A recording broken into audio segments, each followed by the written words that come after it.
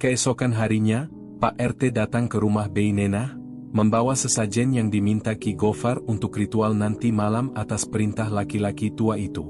Tampah yang sengaja diisi dengan macam-macam bunga dan kue serta kemenyan disimpan di rumahku, karena rumah Bei Nenah sempit, selalu ramai orang berkunjung. Jelang sore Mang Tatang pamit menjemput Ki Gofar ditemani warga. Aku dan beberapa ibu-ibu yang biasa berkumpul ikut menjaga Ani. Lama sekali Mang Tatang dan warga yang menjemput Ki Gofar tak kunjung datang. Aku pamit pulang dulu untuk salat maghrib. Seperti yang sudah dijanjikan, setelah maghrib Bapak sudah ada di rumahku untuk meruqyah Ani. Apa Ki Gofar sore tadi sudah obati Ani? Sekarang gimana keadaannya? Tanya Bapak. Obati apa, Pak? Yang jemput Ki Gofar saja nggak datang-datang, sahutku. Kok bisa, Dek? Tanya Arofik nimbrung. Nggak tahu, ucapku mengangkat bahu. Bapak dan Arofik saling tatap. Kami segera ke rumah Bei Nenah menunggu Ki Gofar di sana. Tak lama, Mang Tatang dan warga akhirnya datang, tapi Ki Gofar tak tampak batang hidungnya. Kiai Gofar nggak bisa datang, pagi tadi jatuh di kamar mandi. Pecah pembuluh darah, sekarang beliau dirawat di rumah sakit, katanya stroke. Tadi saya sama yang lain jenguk dulu ke rumah sakit, makanya lama, tutur Mang Tatang menjelaskan. Innalillahi. Bapak mengusap wajah. Kami yang berada di rumah Bei Nenah saling bertatapan mendengar kabar tersebut. Kejadiannya begitu mendadak, musibah tiada siapa yang tahu, kita diharuskan waspada dengan selalu berzikir mengingat Sang Halik. Bapak mengambil air wudhu sebelum mulai meruqyah. Neng sama Rofik bawa Al-Qurannya, pinta Bapak, aku mengangguk. Bu, tolong diganti baju Ani, ucap Bapak pada Bei Nenah. Ani sudah 9 tahun. Anak perempuan usia 9 tahun itu sudah mulai balik, harus mulai ditutup auratnya, ulas Bapak memberi penjelasan. Bei Nenah mengangguk tanda mengerti. Bei Nenah ke kamar mengambil baju untuk anaknya, lalu melapis baju Ani dengan baju panjang dan menutup kepalanya dengan jilbab. Bapak meminta kami yang hadir turut membawa Al-Quran agar sama-sama mengaji sebanyak-banyaknya. Bismillah. Tangan Bapak memegang kepala Ani, sedangkan Bei Nenah duduk menyandarkan Ani yang terkulai di dadanya. Sewaktu mondok dulu, Bapak sudah terlatih meruqyah orang lain dan meruqyah diri sendiri. Biarpun bukan hafiz Quran 30 juz, tapi Bapak hafal beberapa juz, termasuk untuk meruqyah. Kami yang berada di rumah Bei Nenah mulai membaca Al-Quran ramai-ramai, Bapak mulai meruqyah, membacakan ayat-ayat Al-Quran dengan lantang. Yang awalnya Ani terkulai lemah, tiba-tiba matanya berubah garam. Suara gigi Ani saling bergesek. Tiba-tiba Ani memutar badan ke arah Bapak, tangan Bapak dicakar, tapi Bapak bergeming, tangannya kuku berada di kepala gadis itu. Dengan posisi duduk, Ani menendang hingga Bapak terdorong dan terhenyak ke belakang, cepat kembali ke posisi semula. Ani semakin liar, Bapak hampir kewalahan. Bei Nenah yang sedari tadi memegangi Ani sudah terpental, ia memilih duduk di dekatku ikut membaca Al-Quran. Ani menjerit-jerit, menendang ke sana kemari. Warga yang mengaji di luar memburu ke dalam untuk memegangi Ani. 5 orang lelaki dewasa memegangi Ani, semua terpental tersungkur. Dari luar datang lagi bantuan Bapak menyerbu Ani sambil terus membaca ayat suci Al-Quran. Menurut Bapak, di badan orang yang disinggahi jin, seperti ada urat menonjol sebesar kelereng. Benda itu melaju cepat ke sana kemari, itu posisi jin tersebut. Ani yang masih dipegangi banyak orang, meraung-raung, menjerit. Terdengar Ani bicara menggunakan bahasa Jawa, suaranya parau. Nasib kowe kabeh, bakal podho karo si Gofar keparat kui, delokno wae. Kurang lebih yang kudengar seperti itu, silakan koreksi jika penulisan bahasa ada yang salah. Nasib kalian semua, akan sama seperti si Gofar keparat itu, lihat saja, teriak Ani sambil terus minta lepas dengan suara parau. Kami tak putus membaca Al-Quran, Bapak menyasar lengan dan punggung Ani, setelah merasa menemukan apa yang Bapak cari, langsung Bapak tekan dengan kuat. Ani meraung minta ampun, menjerit minta tolong. Suara ganasnya mulai mereda, berganti menangis mengiba. Bu, tolong, Bu. Sakit, minta lepasin, Bu. Sakit. Bei Nenah yang melihat Ani kesakitan berniat menghampiri anaknya sambil sesenggukan. Aku menahan tangan Bei Nenah. Jangan terkecoh, Bei. Dia bukan Ani. Ani kalau manggil biasa nyebut Umi bukan ibu, sergahku. Bei Nenah tak jadi menghampiri Ani dan kembali melanjutkan mengaji di sebelahku. Pasti sadar akan ucapanku, kalau anaknya tak pernah memanggil ibu. 2 jam sudah Bapak bergelut dengan jin yang menguasai Ani, akhirnya Ani terkulai lemas, tak berdaya. Bapak menuntun Ani istighfar, Ani nurut. Alhamdulillah. Ini Ani, kata Bapak. Alhamdulillah, sahut kami semua yang ada di rumah Bei Nenah. Bei Nenah berhambur menangis memeluk Ani, anaknya itu tampak kelelahan. Ani belum sembuh sepenuhnya. Jin yang merasuki Ani cukup kuat dan jin itu bisa masuk kapan saja ke tubuh Ani karena sudah ada celah. Kalau bisa, selama beberapa hari ke depan kita harus meruqyah Ani, saya juga minta bantuan warga agar mengaji seperti ini nanti, cetus Bapak menerangkan. Kami semua menyetujui saran Bapak, hanya saja aku heran, kenapa jin bisa merasuki Ani? Jin merasuki siapa saja yang menurutnya lemah, itu sebabnya ajarkan anak-anak kita membaca Al-Quran sejak dini, bukan hanya kewajiban, itu juga bisa menjadi tameng melindungi diri kita dari gangguan makhluk gaib seperti jin. Bapak kembali menjelaskan. Mengobrol agak lama bersama kami, setelah agak malam baru beliau pulang. Tadi hantunya orang Jawa ya, Dek? Kok bisa ya dari Jawa jauh-jauh merantau ke sini, kira-kira kalau lebaran, mereka mudik enggak, Dek? Usik Arofik. Aku tergelak mendengar guyonan suamiku. Ani, ada-ada saja. Masa ia hantu mudik? Coba lihat sini. Arofik mendekap kepalaku dengan kedua tangannya, menatap lekat lalu membuka jilbabku. Apa? Aku memanyunkan bibir setengah mengejek. Kak, secepat kilat ada yang mendarat di bibirku. Ih, iseng deh, ucapku pura-pura tak suka. Masya Allah, cantik sekali istriku. Dia terus menggodaku. Iya atuh, perempuan MAH semua juga cantik, mana ada yang ganteng, kilahku menyembunyikan rasa senang. Besok mungkin lembur lagi, Dek. Kalau enggak ada Mang Tatang, enggak bisa pulang, ucapnya. Tangannya tak mau diam mengelus-elus rambutku yang tak berjilbab. Aku hanya mendengarkan. Ani sebenarnya khawatir ninggalin adek sendiri di rumah, tukasnya. Sambil memandangku lekat. Adek enggak apa-apa, kan udah biasa ditinggal lembur, adek malah takut jauh dari takut iseng sama cewek lain selama jauh dari adek, rajuku padanya. Ya Allah, Dek, perempuan mana yang mau sama udah MAH jelek, miskin, boro-boro bisa bahagiakan. Malah ngebiarin istrinya mengontrak di tempat yang ada hantunya.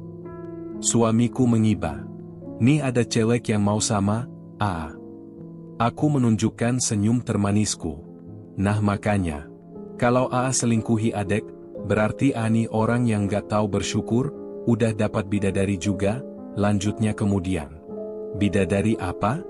Adek ini banyak kekurangan, Iya, kan adek bidadari si anak bapak yang gemesiin. Hidungku dipencetnya. Sakit, Aku mengusap hidung yang dipencet Arofik. Adek itu dunia akhiratnya kalau kata anak zaman sekarang MAH, cinta sehidup sesurga. Malah menggombal, pasti ada maunya, sindirku, padahal aku suka. Iya atuh ada, mau adek, bisiknya. Kucubit pinggang suamiku, dia mengusap pinggangnya yang kesakitan sambil tertawa. Sudah beberapa hari Ani diruqyah, keadaannya sudah terlihat membaik. Sudah bisa diajak bicara, bahkan makan pun sudah mulai lahap, kalau bahasa Sunda biasa menyebutnya, Mamayu. Bu Bambang dan suaminya datang menjenguk Ani, aku yang sedang menyapu halaman rumah diminta masuk oleh Bei Nenah. Neng Ica, nitip Ani dulu ya. Saya mau ke warung beli kue buat suguhin tamu, ucap Bei Nenah. Aku mengangguk dan masuk ke dalam rumah Bei Nenah. Mang Tatang sudah mulai kerja kembali bersama Arofik, karena keadaan Ani pun sudah mulai membaik. Saya baru dengar kalau Ani sakit, soalnya sudah lama nggak ada di rumah, ikut ke tempat dinas suami, ucap Bu Bambang memulai pembicaraan. Ini suami saya, tadi sengaja saya ajak ke sini, kebetulan sedang di rumah. Bu Bambang mengenalkan suaminya. Aku hanya mengangguk sambil mendekapkan dua tangan dekat dadaku seraya tersenyum. Ini Ica, Pak. Yang ngontrak di sebelah, kata Bu Bambang pada suaminya. Pak Bambang angguk lalu pamit duduk di luar untuk merokok. Bu, kalau ada, tolong carikan kontrakan lain untuk Bei Nenah. Kasihan Ani kalau lama-lama tinggal di sini, pintaku pada Bu Bambang. Loh? Memangnya di sini kenapa? Kan, enak gratis nggak harus bayar, lagian gosip-gosip tetangga itu nggak usah didengar. Paling si Ani ini yang suka main ke tempat-tempat angker, jadi hantunya ngikut, ucapnya tak merasa simpati. Astagfirullah. Sampai menyalahkan Ani, sudah jelas Ani masih kecil dan belum mengerti soal ini. Namun, aku tetap bersabar menghadapi pemilik kontrakan ini. Atau ibu bisa ajak mereka sementara nginep di rumah ibu, untuk titirah, sembari nanti saya yang keliling cari kontrakan lain untuk Bei Nenah, bujuku lagi. Aku hanya kasihan melihat keadaan Ani. Oh tidak bisa. Saya ikut sama suami ke kota, di rumah nggak ada orang, masa saya biarkan mereka tinggal di rumah saya yang gede, nanti gimana kalau ada apa-apa sama rumah saya? Kalau ngontrak di tempat lain, emang itu Mang Tatang bisa bayar? Ledeknya. Nada suaranya kesal. Panas hatiku mendengar ucapan Bu Bambang, padahal keluarga Bei Nenah ini masih saudaranya, kata-katanya tak menunjukkan rasa kasihan. Mang Tatang sudah punya pekerjaan, Bu, beliau ikut kerja sama suami saya. Kalau soal ngontrak, insya Allah bisa kalau cuma bayar kontrakan. Ya terserah, saya sih nggak bisa maksa, tinggal di mana saja yang penting nggak menyusahkan. Akhirnya aku memilih diam, tak ingin melanjutkan lagi obrolan yang sudah tahu kemana arahnya. Memang Bu Bambang ini baik sudah menerima keluarga Mang Tatang, tapi sama sekali tak berempati saat kejadian begini menimpa keluarga Bei Nenah. Bei Nenah pulang dari warung, membawa belanjaan yang katanya untuk suguhan sang tamu.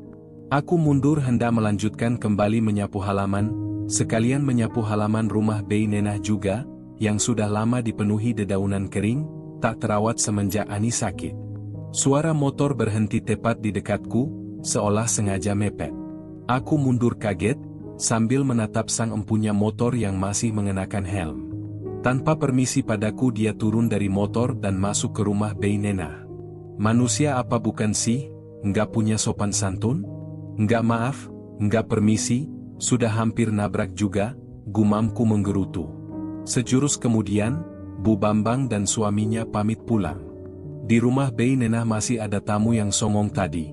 Lagi-lagi Bei Nenah memanggilku. Meminta tolong jaga Ani lagi, sang tamu meminta Bei Nenah membelikan rokok. Aku pun kembali masuk dan duduk di dekat Ani, ku betulkan selimut Ani yang sudah tertumpu di sisi. Assalamualaikum, hai. Tamu Bu Nenah menyapaku, suaranya ramah juga merdu. Aku menoleh. Waalaikumsalam. Singkat saja ku jawab. Sekilas tadi kulihat dia seorang pemuda tinggi kurus, kurang lebih seumur suamiku, kulitnya putih bersih, gayanya perlente, tapi aku kurang suka dengan sikapnya yang kurang sopan. Aku Rafka, kamu siapa? Dia mengenalkan diri sambil mengulurkan tangan. Ica. Aku hanya membalas dengan anggukan. Dia menarik kembali tangannya yang tak bersambut. Aku kembali menghadap Ani. Masa tamunya dibelakangi, gumamnya. Alisku bertaut, tapi tak kupedulikan. Kamu tinggal di sebelah ya? Soalnya nggak mungkin juga kamu saudara Bei Nenah, di sini mereka nggak punya siapa-siapa, cetusnya memancing pembicaraan. Hanya itu jawabanku. Malas meladeni. Cantik ih. Walaupun kata itu setengah berbisik, tapi aku bisa mendengarnya dengan jelas, tak sadar aku menoleh, dia tersenyum. Aku berpaling. Oh iya, aku anaknya Bu Sari. Yang tadi kesini sama bapakku, di kampung ini mamaku biasa dipanggil Bu Bambang, padahal kan itu nama bapakku. Siapa juga yang tanya, tak tertarik juga. Aku tetap diam tak menyahuti. Kamu betah tinggal di rumah ini? Tanyanya lagi saat tak ada jawaban terhadap obrolan kami. Ham hem doang, perasaan tadi nggak bisu, celetuknya. Tampaknya dia mulai kesal. Dia melanjutkan. Udah lama tinggal di sini? Tinggal sama siapa? Lagi-lagi dia so akrab, biarpun tak dipedulikan dia tak menyerah. Baru sebulan lebih, tinggal sama suami, jawabku datar. Sengaja ku jawab judes. Kupikir dia akan paham dengan jawaban singkatku, bahwa aku tak mau diajak bicara, tapi ternyata tidak. Dia malah meneruskan mengusik. Anehnya judes juga masih aja cantik, bisiknya lagi. Telingaku gatal mendengar ucapannya yang setengah berbisik itu. Aku mendelik, dia pura-pura melihat langit-langit, jari-jarinya bermain diketuk-ketuk di lantai. Rasanya ingin segera keluar dari rumah ini, Bei Nenah ke warung rasanya begitu lama. Beberapa menit kemudian Bei Nenah datang. Sebentar ya, Neng Ica, saya mau bikin dulu kopi buat Nak Rafka, pinta Bei Nenah, padahal tadi aku sudah akan pamit keluar. Tak tahan berhadapan dengan orang yang menyebalkan ini. Bei Nenah, kok nggak bilang di kontrakan ini ada bidadari? Teriaknya pada Bei Nenah yang masih di dapur. Lah, Nak Rafka nggak pernah ada di rumah. Di kota melulu, lagian telat, bidadarinya sudah ada yang punya, masih pengantin baru itu, sahut Bei Nenah dari dapur setengah berteriak. Iya, Bei, aku telat. Aku makin tertunduk. Di kota juga, kan banyak bidadari, Nak Rafka, lanjut Bei Nenah. Yang ini beda, Bei. Gemesin. Ini manusia dua orang, nggak sadar apa gimana? Aku masih ada di sini, tapi mereka asyik membicarakanku. Rasanya benar-benar kesal, ingin segera pulang.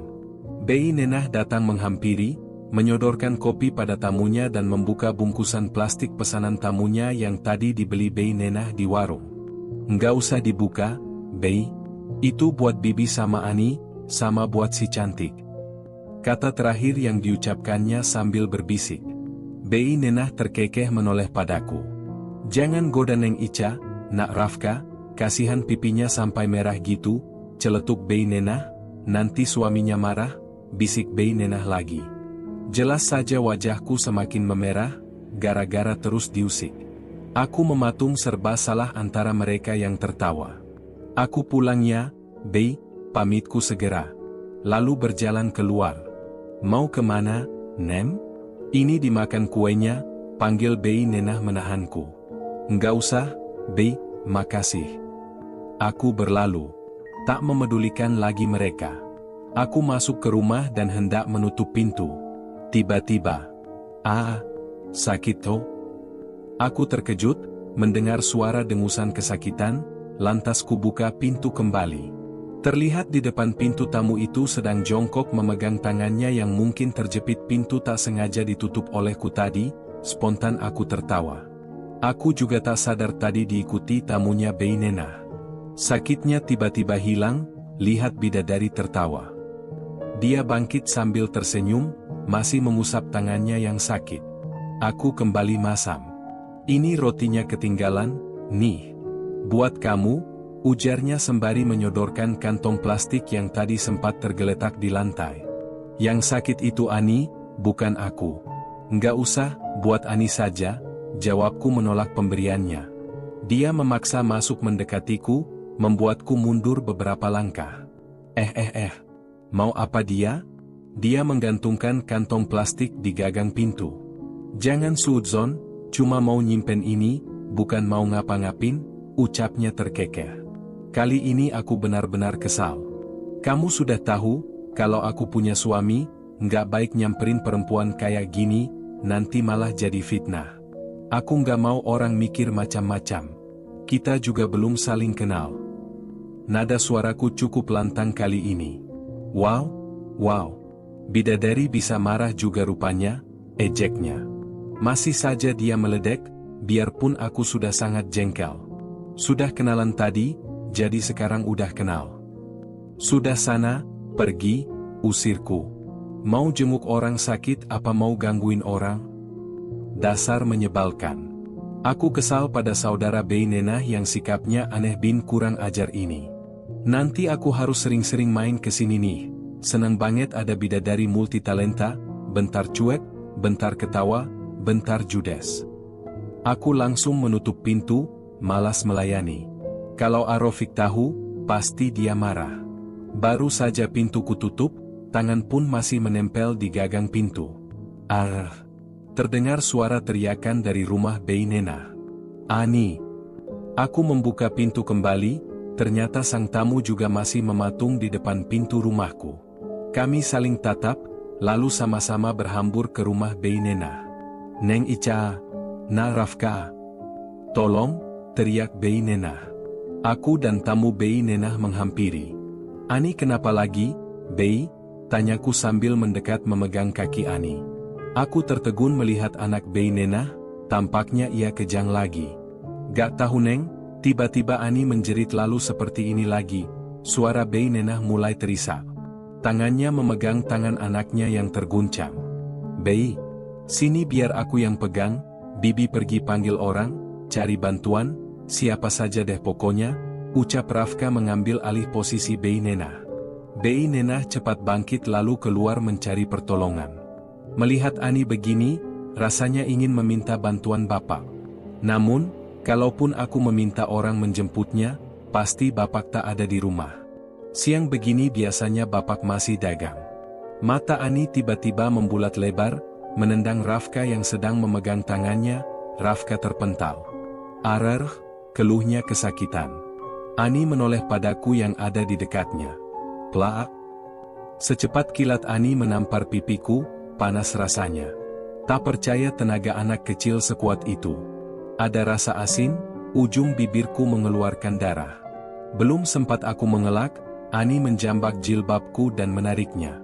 Aku merintih kesakitan, meronta mencoba melepaskan diri. Ini bukan tenaga Ani, tak mungkin anak kecil sekuat ini.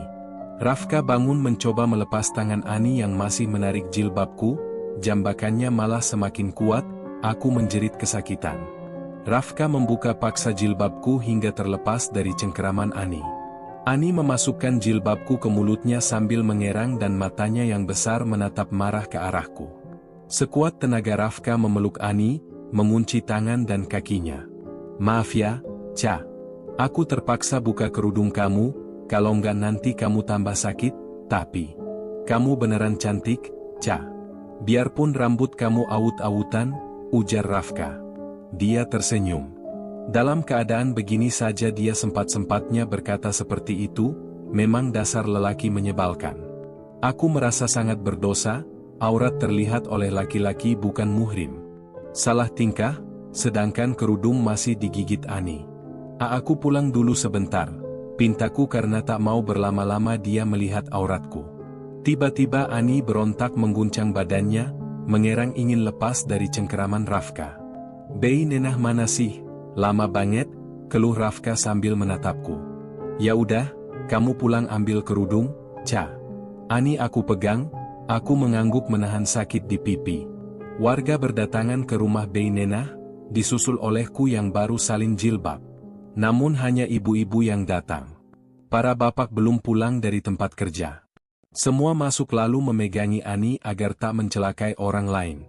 Gusti Allah, gimana ini? Bei Nenah yang baru datang dari mencari bantuan meraung, bingung harus bagaimana melihat Ani yang tampak semakin beringas. Telungkupkan Ani, Bei, pinta Rafka. Kompak ibu-ibu memutar tubuh Ani agar tengkurap, tapi sulit, tenaga Ani tak sebanding dengan ibu-ibu yang memeganginya.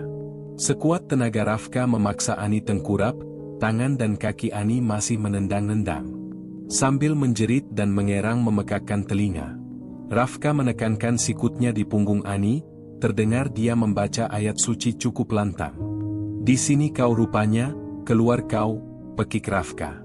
Ada rasa kasihan melihat tubuh mungil itu tersiksa sedemikian rupa. Bei Nenah terus saja meraung sampai lupa membaca ayat-ayat suci. Air, Ca. Rafka meminta air padaku, lekas aku bangkit mengambil air segelas. Rafka meminumnya, dia tertunduk terpejam. Kepala Ani ditegakkan. Wajah Ani disembur oleh Rafka. Argeg.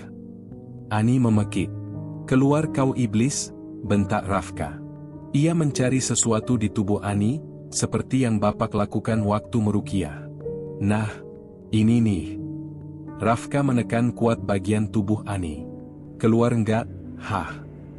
Ampun, sakit. Ani menjerit. Sakit, sakit.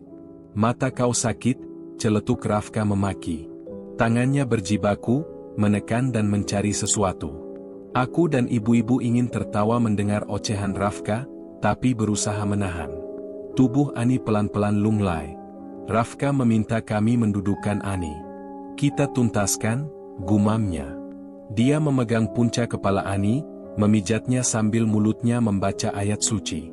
Tangannya turun memijat pundak, ke punggung, terakhir bagian tangan dan kakinya. Umi, sakit, gadis kecil itu terisak. Beinena segera memeluk gadis kecilnya. Ani sudah sadar. Rafka beringsut ke dinding, mengatur napas, tampak lelah berjibaku menaklukkan jin di tubuh Ani. Aku segera ke dapur mengambil air minum untuk Ani dan Rafka. Kembali membawa 2 gelas air, lalu menyodorkan air minum pada Rafka dan memberikan yang 1 gelas lagi pada Beinena. Makasih cantik, bisiknya pelan. Ingin saja kutonjok wajahnya yang sok ganteng itu. Untung saja ada nak Rafka di sini, kalau nggak ada, gimana nasib kita?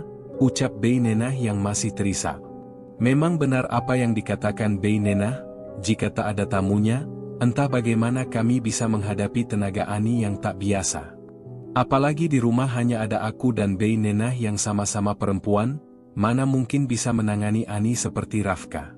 Ani sudah tenang. Dia tertidur, warga kembali pulang sambil heboh membicarakan kejadian ini.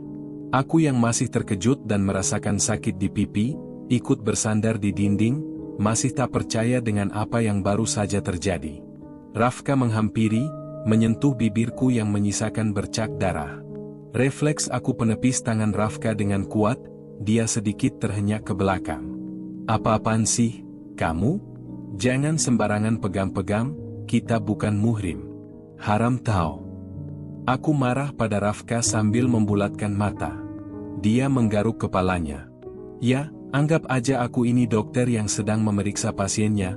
Kalau darurat, kan, enggak apa-apa, belanya tanpa rasa bersalah. Sok tahu kamu. Dokter apaan? Aku mendelik. Dia malah terkekeh. Ark, cantik, cantik. Bisa gila aku lama-lama kalau di sini terus, ucapnya sambil mendekati Beinena. Beinena hanya menggeleng-gelengkan kepalanya. Tamu bibi ini kurang ajar, ujarku menyindirnya. Dia malah menatapku semakin lekat. Maafkan nak Rafka, Neng, dia ini memang suka iseng, sahut Beinena. Sudah, nak Rafka, jangan ganggu Neng Ica. Ya sudah, Bei, aku pulang saja. Bisa-bisa stres aku menghadapi situasi seperti ini, ucapnya sambil menggaet helm di sudut ruangan. Kalau ada apa-apa telepon aja, Bei, simpan nomor aku, lanjutnya sebelum pergi. Bibi nggak punya handphone, nak Rafka, sahut Beinena kebingungan. Ca, simpan nomor aku, nih. Kalau ada apa bisa telepon aku, pintanya. Ih, ogah. Aku menjawab ketus. Elah, Ca. Sekarang ogah, nanti. Nanti apa? Aku memotong ucapannya. Sudah, ini baru ketemu saja sudah bertengkar begini, lerai Beinena. Tahu nih, Bei. Simpan nomor aku saja susah banget, mentang-mentang cantik, celetuk Rafka. Bei, ada pulpen dan kertas enggak? Akhirnya aku mengalah. Ambil aja di tas Ani, itu ada di laci, jawab Beinena menunjuk lemari yang ada di rumah ini. Aku ambil tas Ani, lalu mengambil kertas dan pulpen, kemudian menyodorkannya pada Rafka. Dia menuliskan nomor teleponnya. Kembali memberikan kertas itu padaku. Aku pamit ya, hati-hati di rumah. Pokoknya kalau ada apa-apa langsung saja hubungi, secepat kilat aku datang, tuturnya dengan wajah yang diimut-imutkan. Dia pikir aku tertarik apa? CKK, dasar norak. Arofik baru pulang kerja, seketika ia panik melihat pipiku bengkak. Ya Allah, Dek, pipi Adek kenapa? Diusapnya pipiku pelan. Ia jatuh iba. Kuceritakan kejadian tadi siang pada suamiku, Ani kejang lagu, tapi anehnya malah berubah garang dan menampar. Sekarang A minta pengertian Adek, A takut ninggalin Adek sendiri kalau gini, nanti terjadi hal yang lebih dari ini, kita ke rumah mama ya, bujuk suamiku. Tapi, Adek, sulit meneruskan ucapanku. Teringat lagi mama mertua dan ipar yang sama sekali tak menyukaiku. Mohon, Dek, kali ini jangan nolak, ya. Aku mengangguk pelan, kali ini aku tak bisa menolak, terpaksa ikut ajakan suamiku. Tapi cuma titirah aja, ya, jangan lama-lama. Iya, setidaknya kalau di sana ada yang jaga Adek. Baiklah.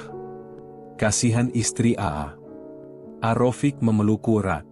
Malam itu suamiku menjemput bapak ke rumahnya, sedangkan aku menunggu di rumah Bey Nenah.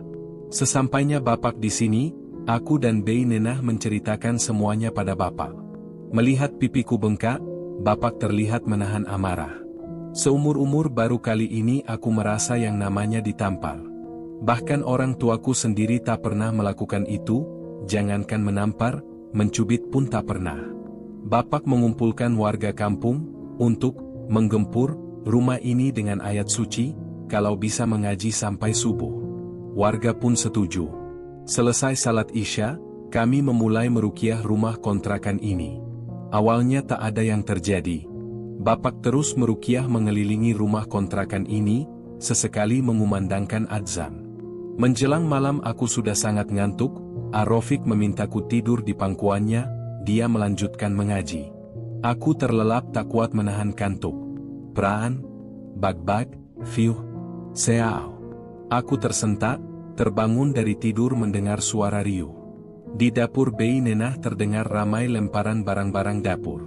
Sementara di luar suara hujan dan riuh angin, tapi tak ada wujudnya. Tak terlihat hujan maupun angin.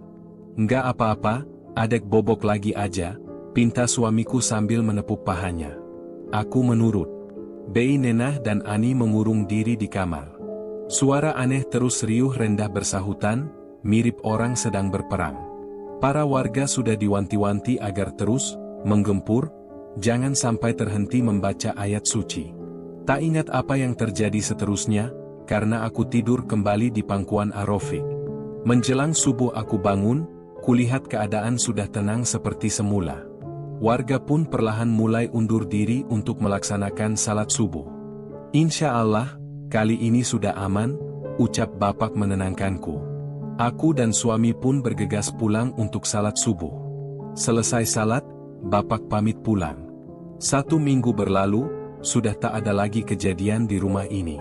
Aku tak jadi pergi ke rumah orang tua Rafiq, karena memang sekarang sudah aman. Beberapa hari ini aku kurang enak badan, tubuh lemas dan lelah. Kadang mual dan ingin muntah, tapi tak terlalu mengadukan hal ini pada Rafiq, nanti dia malah khawatir. Pagi itu suamiku sudah berangkat kerja, aku di rumah bersih-bersih seperti biasa. Bey Nenah pamit padaku ada rapat di sekolah Ani. Aku menjemur baju di depan rumah, tiba-tiba kepalaku terasa pusing. Dada sesak, kepala makin sakit. Mulai kehilangan keseimbangan tubuhku, bumi seperti berputar. Bro, aku terduduk lemas di tempat menjemur pakaian. Mencoba merangkak ke teras, aku harus segera istirahat di kamar, tanganku hendak meraih pintu. Namun, tubuhku terasa melayang, gelap. Aku terbangun, kepalaku masih sangat sakit dan berdenyut. Berusaha mengumpulkan kesadaran, mengingat kembali apa yang terjadi. Memutar mata ke sekeliling, keningku berkerut. Aku ingat kembali apa yang kualami di luar tadi. Kini aku terbaring di kamarku, uang jadi pertanyaan, siapa yang membawaku ke sini? Apa suamiku sudah pulang? Kudengar di dapur suara sendok dan gelas beradu. Aa sudah pulang, panggilku memastikan suara yang ditimbulkan di dapur. Iya ada apa, sayang? Hah? Itu bukan suara suamiku. Kamu siapa? Aku bertanya sedikit takut, ada orang lain di rumah ini. Seorang laki-laki menyembul dari dapur, masuk ke kamar membawakan minuman berwarna coklat terang.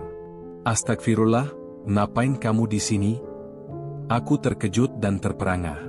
Nih, diminum biar nggak pusing, mumpung masih hangat. Rafka membawa segelas teh hangat sambil menyodorkannya padaku.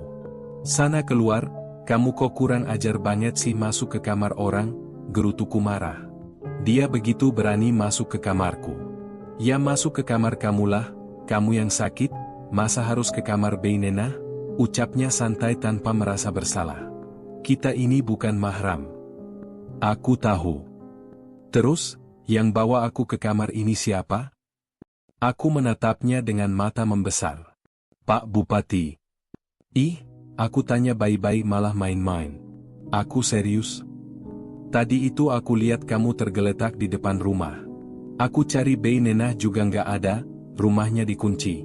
Masa aku harus biarkan bidadari dijemur di teras, nanti gosong. Ya, aku bawa masuklah, terus baringkan di kasur ini, tutur Rafka menjelaskan. Kenapa nggak nunggu Beinenah? Kalau tetangga lihat nanti malah mikir yang bukan-bukan. Kamu itu pingsan, aku cuma menolong, lagian nggak diapa-apain kok, lanjutnya lagi. Mana aku tahu kamu nggak ngapa-ngapain, aku, kan nggak sadar. Emang beneran nggak diapa-apain, cuma dipeluk doang. Hah? Dipeluk? Kurang ajar kamu. Ya iyalah dipeluk, kan aku gendong, masa dijinjing kaki kamu? Masa harus digusur? Aku terdiam. Sudah ditolong bukannya berterima kasih, ini malah maki-maki, nasibku jelek banget, padahal aku nggak punya niat jahat, ulasnya mengiba. Namun, ia tetap tersenyum, sambil garuk-garuk kepala. Ya sudah sana keluar, nggak baik perempuan dan lelaki yang bukan mahram satu kamar kayak gini, usirku. Iya, bertambah lagi talenta kamu, cerewet. Rafka meledek. Dia bangkit, tak lama kemudian ia duduk kembali. Apalagi, bentakku. Aku boleh nanya nggak? Tanyanya. Dia memandangku. Nanya apa? Kalau selingkuh sama bini orang, dosanya gede nggak sih? Tanyanya serius. Ya gedelah, gede banget malah. 100 tahun di neraka, mau? Jawabku asal. Serem juga ya, kalau cuma godain, sama nggak hukumannya? Pertanyaannya semakin aneh. 1000 tahun, sahutku lagi. Dia tertawa. Ya mending selingkuh aja sekalian lebih dikit hukumannya, celetuknya. Dia masih menatapku. Aku sangat kikuk, kulanjutkan lagi bicara. Orang yang sudah berumah tangga kalau selingkuh itu, hukuman di dunia harus dirajam sampai mati. Itu baru dunia, akhirat lain lagi. Lagian soal dosa MAH jangan pilih-pilih soal dikit banyak hukumannya, 1 menit di neraka aja belum tentu kuat kok, jelasku panjang lebar. Daripada nggak nikah-nikah. Dia mendengus. Sana keluar. Iya, diminum tehnya itu, biar nggak pusing lagi, baringan aja nggak usah bangun dulu, ucapnya.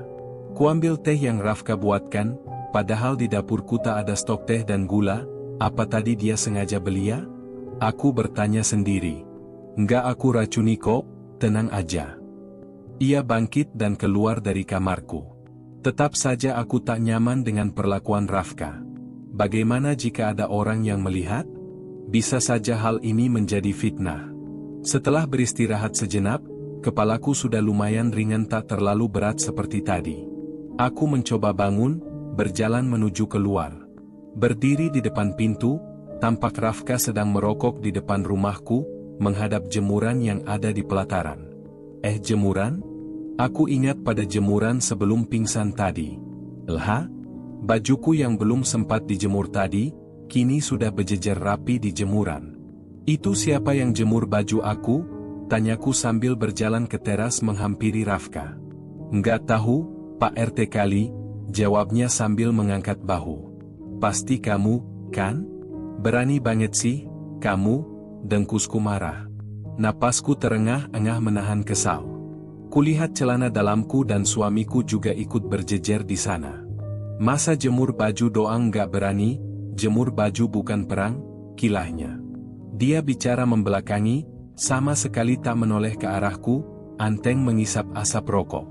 Aku nggak butuh bantuan kamu, Hardiku masih sangat kesal. Kalau mau marah, marah saja sama Pak RT. Rafka terkekeh. Dasar, orang aneh. Tadinya aku mau bawa kamu ke dokter, tapi takut dituduh culik bini orang, makanya aku bawa masuk saja ke dalam, pakaian juga masih dalam ember, sayang sama panasnya, makanya aku bantu jemur. Dia menoleh ke arahku. Aku bisa sendiri. Terima kasih.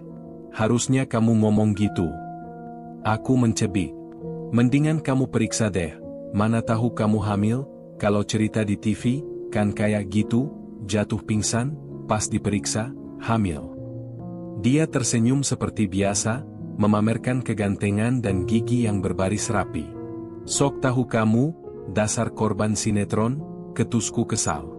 Aku masuk dan menutup pintu agak kuat. Hahaha, kalau kamu istriku, sudah aku makan kamu.